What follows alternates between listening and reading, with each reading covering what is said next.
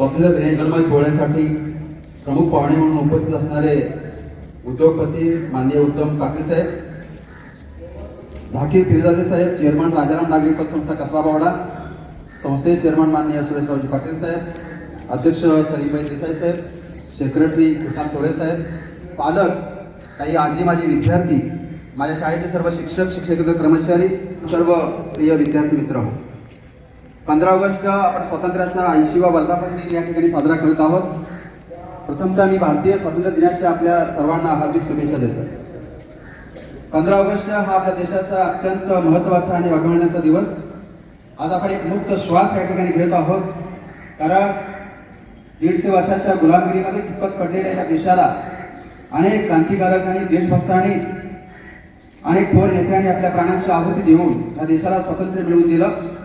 तो स्वातंत्र्य दिन आज आपण अनुभवतो आहोत. यासाठी महात्मा गांधी असतील, पंडित नेहरू असतील, लोकमान्य टिळक आहेत, सुभाषचंद्र बोस, शहीद भगतसिंग यासारख्या अनेक महान आत्म्यांच्या त्यागामुळं आज आपण स्वतंत्र भारतामध्ये सहवास करतो आहोत. या सर्वांच्या चरणी प्रथमतः मी शिरोळे हायस्कूल आणि संकल्पच्या परिवाराच्या वतीनं कोटी कोटी प्रणाम करतो.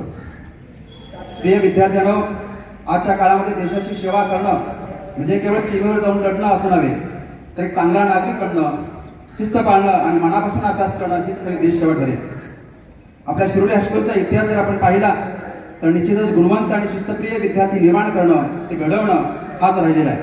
आज या मंचावरील मुख्याध्यापक म्हणून मला सांगताना अभिमान वाटतो की आपल्या शाळेतील विद्यार्थी केवळ अभ्यासातच नव्हे, तर कला, क्रीडा आणि विविध स्पर्धा परीक्षा आणि समाजकार्यातही आज अग्रेसर आपल्याला पाहायला मिळतात.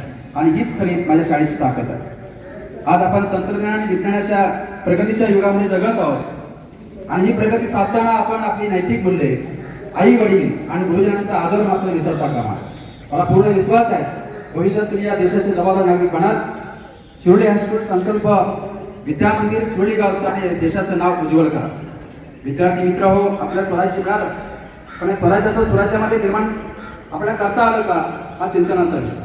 आज स्वातंत्र्य मिळवून कित्येक वर्ष झाली तरी सुद्धा आपल्यासमोर अनेक मोठी आव्हानं आहेत आणि एक प्रश्न आजही तो कायम आहे, तो म्हणजे भ्रष्टाचाराचा समूळ उच्चाटन. 80 वर्षानंतरही आपल्या देशातील प्रत्येक क्षेत्रामध्ये होणारा भ्रष्टाचार आजही आपल्याला संपवता आलेला नाही. ही चिंतनाची बाब.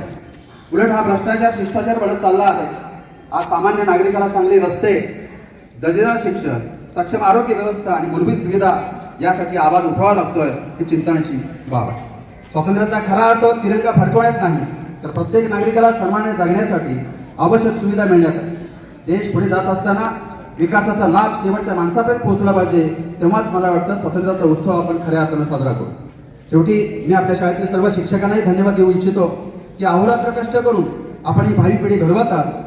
तर आजच्या या पवित्र दिवशी आपण सर्वांनी एक प्रतिज्ञा करूया की आपण आपल्या देशाच्या प्रगतीसाठी, स्वच्छतेसाठी आणि एकात्मतेसाठी प्रयत्न करूया. तुम्हाला सर्वांना पुन्हा एकदा या स्वातंत्र्य दिनाच्या शुभेच्छा देतो आणि मी माझा प्रास्ताविक या ठिकाणी संपवतोय. जय हिंद, जय महाराष्ट्र. आज स्वातंत्र्य दिवस. मी प्रज्ञा प्रशांत कागले. उत्सव 3 रंगांचा आभाळी आज सजला, उत्सव 3 रंगांचा आभाळी आज सजला. नतमस्तक मी त्या सर्वांची ज्यांनी भारत देश घडवला, ज्यांनी भारत देश घडवला.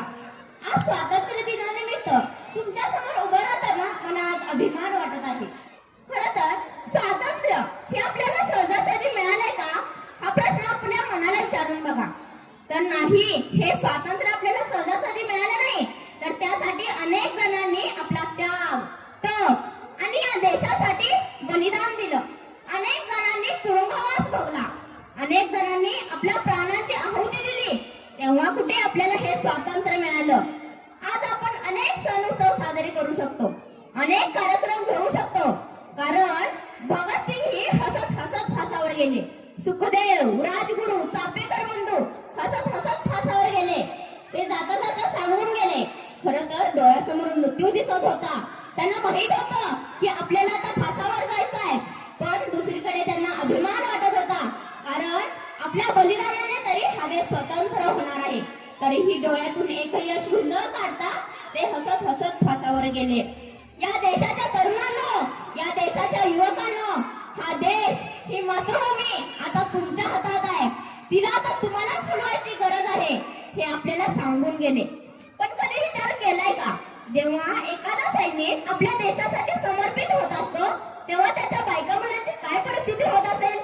खरं तर त्यांच्या आईला सुद्धा माहित असते की आपला मुलगा या देशासाठी शहीद होणार आहे, आपला मुलगा या देशासाठी बलिदान देणार आहे. तेव्हा त्या आईची काय परिस्थिती होत असेल. मित्रांनो, आपल्या भारत देशाला स्वातंत्र्य मिळून अनेक वर्ष झाली. या काळात विज्ञान, तंत्रज्ञान, शिक्षण, शेती आणि अंतराळ क्षेत्रात मोठी प्रगती केलेली आहे. आज आपला भारत देश एक महासत्ता म्हणून उदयास येत आहे. केवळ स्वातंत्र्य मिळणे पुरेसे नाही, तर ते टिकवून ठेवणे व देशाचा विकास करणे ही आपल्या सर्वांची जबाबदारी आहे. देश सेवा म्हणजे आपल्या परिसराची स्वच्छता राखणे, पाण्याचा व विजेचा योग्य वापर करणे, निसर्गाचे रक्षण करण्यासाठी झाडे लावणे आणि एक जबाबदार नागरिक म्हणून प्रामाणिकपणे जगणे ही सुद्धा एक प्रकारची देशसेवाच आहे ना. मित्रांनो, आजच्या या ऐतिहासिक दिवशी आपण एक संकल्प करूया. आपण आपल्या चांगल्या कर्माने, कष्टाने आणि अभ्यासाने आपल्या देशाचे नाव सर्वोच्च शिखरावर नेऊ. वंदे मातरम, वंदे मातरम असे शब्द कानावर पडताना आपल्याला आपोआप आपण भारतीय असल्याचा अभिमान वाटू लागतो. स्वातंत्र्य प्राप्तीनंतर आपल्या देशाने अनेक क्षेत्रात प्रगती केली आहे, पण त्याचबरोबर अनेक समस्या आपल्या देशाला भेडसावत आहेत. जातीवाद, भ्रष्टाचार, व्यसनाधीनता अशा अनेक समस्या आपल्या समोर आवासून उभ्या आहेत. त्यांना सामोरे जाऊन त्या मुळातूनच नष्ट केल्या पाहिजेत, तरच आपला भारत देश सुजलाम सुफलाम बनेल. स्वातंत्र्य प्राप्तीसाठी ज्या वीरांनी, ज्या क्रांतिकारकांनी, ज्या राष्ट्रभक्तांनी आपलं बलिदान दिले त्यांना माझा कोटी कोटी प्रणाम. आणि जाता जाता एवढेच म्हणते, स्वातंत्र्याचा ध्वज फडकतो, सूर्य तळपतो प्रगतीचा. स्वातंत्र्याचा ध्वज फडकतो, सूर्य तळपतो प्रगतीचा. भारत भूच्या पराक्रमाला माझा मानाचा मुजरा, भारत भूच्या पराक्रमाला माझा मानाचा मुजरा. जान के दुश्मन को अपनी जान कहते हैं, मोहब्बत की इस मिट्टी को हिंदुस्तान कहते हैं. जैसा कि आप सभी जानते हैं, 15 अगस्त 1947 को हमारा भारत देश अंग्रेजों की गुलामी से आजाद हुआ. यह आजादी हमें कोई दान में नहीं मिली. इस आजादी को पाने के लिए कितने माओं ने अपनी कोख सुनी, कितने बेटियों ने अपने मांग का सिंदूर खोया, कितने होठों ने फांसी के फंदे को चुमा, तब जाकर हमें यह आजादी नसीब हुई है. और आज जब हम अपने आजादी का जश्न मना रहे हैं, हमें सोचना चाहिए हम अपने देश के प्रति कुछ कर रहे हैं. ऊपर बैठ के भगत सिंह भी कह रहे होंगे, अरे यार राजगुरु सुखदेव, हम भी किसी इंसानों के लिए मर गए. हिंदुस्तान को मेंटेन रखना है, हिंदुस्तान को जिंदा रखना है. एक रियल इंडिया देखना चाहते हो इंडिया डेवलप करे, तो सबसे पहले हिंदुस्तान में क्राइम को रोकना होगा, करप्शन को रोकना होगा. जो हमारे देश को दिमाग की तरह खा रहा है, तो सबसे पहले खुद को बदलना होगा, अपनी सोच को बदलना होगा, एजुकेशन को प्रमोट करना होगा, अपना कैरेक्टर बनाना होगा, अपनी स्किल डेवलप करनी होगी और सबसे पहले अच्छा इंसान बनना होगा. क्योंकि इंसान का पहला धर्म है इंसानियत का, उसके बाद पन्ना खुलता है गीता और कुरान का. क्या आप जानते हैं एक देश महान कब बनता है? एक देश महान तब बनता है जब उस देश के देशवासी महान बनते हैं, क्योंकि देश तो देशवासियों से बनता है. तो क्या हम भारतवासी महान बन रहे हैं? नहीं दोस्तों, इस भारत को फिर से महात्मा गांधी की जरूरत है, फिर से स्वामी विवेकानंद की जरूरत है, हमें फिर से डॉक्टर APJ कलाम चाहिए, हमें फिर से मौलाना अबुल कलाम आजाद चाहिए. मौलाना अबुल कलाम आजाद एक ऐसे इंसान थे जिन्होंने सिर्फ 12 साल की उम्र में अपने घर में लाइब्रेरी सेट की थी, जिन्होंने सिर्फ कलम की ताकत से अंग्रेजों पर वार किया. ऐसे हस्तियों के आज भारत को बहुत जरूरत है. आपसे मुझसे किसी ने पूछा आप कहाँ रहते हो, तो हमारा जवाब होना चाहिए हम 100-150 करोड़ हिंदुस्तानियों के दिलों में रहते हैं. ये जवाब होगा तो एक लम्हा सही मायनों में इंडिपेंडेंट कहलाएगा. हर धर्म के लोग रहते हैं, हिंदुस्तान में रहते हैं, भी कोई हिंदुस्तानियों के दिलों में नहीं तो ना ही वो हिंदुस्तानी है.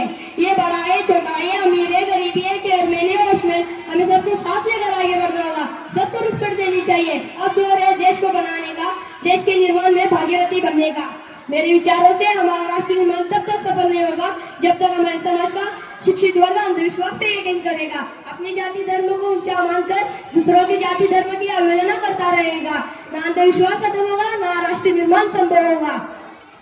मेरे विचारों से हमारा राष्ट्र निर्माण तब तक नहीं होगा जब तक हमारे लाखों बड़े युवा हाथ में डिग्री लेकर नौकरी की तलाश में भटक रहे होंगे. हमारा राष्ट्र निर्माण तब तक नहीं होगा जब तक एक नागरिक नैतिक रूप से सटीक, चरित्र रूप से भ्रष्ट, मानसिक रूप से दिव्य, धार्मिक रूप से अंधा, राजनीतिक रूप से गंदा, सच्चे मान मूल्यों के आंकड़ों में दुनिया खंड भर तो खंड खंड करता रहेगा, तब तक हमारा राष्ट्र निर्माण संभव नहीं होगा।